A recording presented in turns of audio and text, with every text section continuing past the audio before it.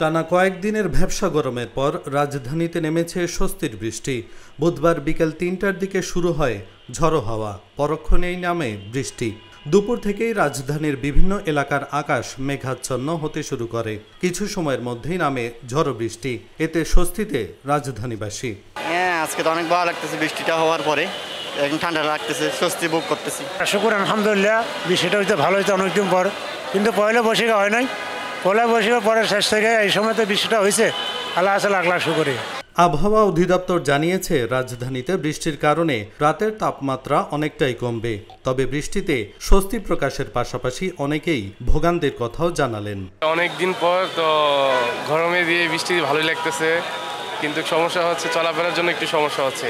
তাছাড়া এভাবে মোটামুটি আলহামদুলিল্লাহ ভালো লাগতেছে।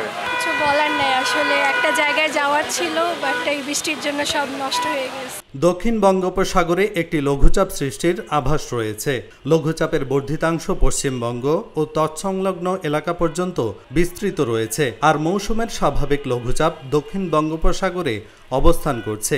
এছাড়া দেশের বিভিন্ন অঞ্চলে বৃষ্টি এবং শিলাবৃষ্টির কথাও বলা হয়েছে।